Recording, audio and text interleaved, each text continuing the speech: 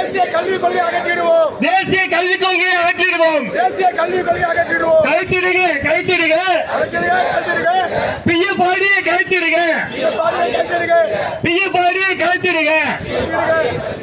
அமல்படுத்த வேண்டும். அமல்படுத்த வேண்டும்.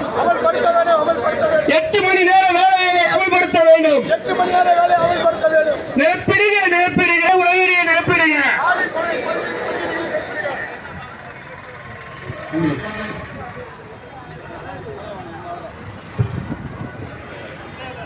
முறையற்ற வகையில் நிர்வாகத்தை நடத்திக் கொண்டிருக்கிற பேட்ரிக் ரெய்மண்ட் அவர்களின் சார்பாகவும் மாவட்ட அமைப்பின் சார்பாகவும் போராட்ட வாழ்த்துக்களையும் வணக்கங்களையும் தெரிவித்துக் கொள்கிறேன். நாசகார திட்டமான, பாசிச திட்டமான, லத்தீன் அமெரிக்க நாடுகளில் தோற்றுப்போன திட்டமான இந்த சிபிஎஸ்ஐ பிடித்துக் கொண்டு இந்த அரசாங்கமானது தூங்கிக் கொண்டிருக்கிறது. சிபிஎஸ்ஐ ஒழிக்க வேண்டும் என்பதுதான் நம்முடைய முக்கியமான நோக்கமாக இருக்கிறது.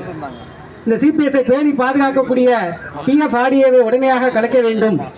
பழைய ஓய்வூதிய திட்டத்தை உடனடியாக கொண்டு வர வேண்டும் என்று பன்னெடுங்காலமாக நாம் போராட்டம் பண்ணிக்கொண்டே வருகிறோம்.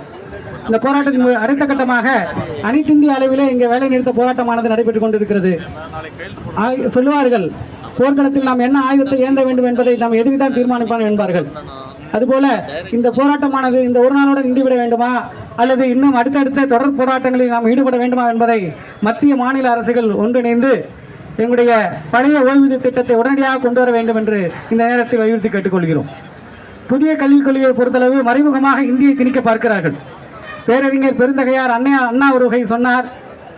அவரிடம் ஒரு வடநாட்டு நண்பர் சொன்னாராம், உங்கள் ஆற்றலுக்கும் அறிவுக்கும் நீங்கள் 3 மாதத்தில் இந்தியை கற்றுக்கொள்ளலாம் என்று.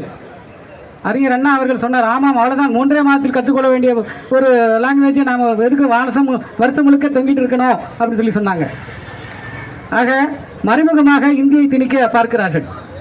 அவங்க சொல்வது என்னவோ புதிய கல்விக் கொள்கை. ஒரு காலத்தில் எம்பிபிஎஸ் ஆகணும் அப்படின்னா சமஸ்கிருதத்தில் பாஸ் பண்ணி தான் எம்பிபிஎஸ்னு ஒரு காலம் இருந்துச்சு இல்லையா? அது மாதிரியான கொண்டு வரக்கூடிய ஒரு சூழ்நிலையை இந்த அரசாங்கமானது, ஒன்றிய அரசாங்கமானது ஏற்படுத்தி கொண்டிருக்கிறது.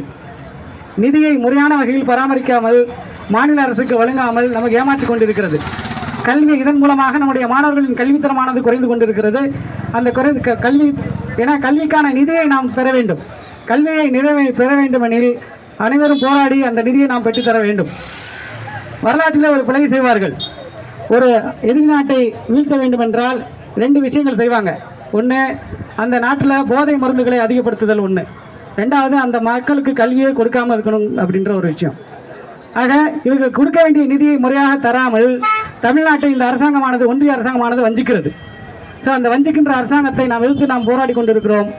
அதே நேரத்தில் மிகப்பெரிய போராட்டத்தை நாம் முன்னெடுத்து இதுவரை ஒற்றுமையாக இருந்து இந்த போராட்டத்தை வெற்றியடைய வேண்டும் என்று உங்கள் அனைவரின் சார்பாக மீண்டும் ஒரு முறை வலியுறுத்தி கேட்டுக்கொண்டு விடைபெறுகிறேன்.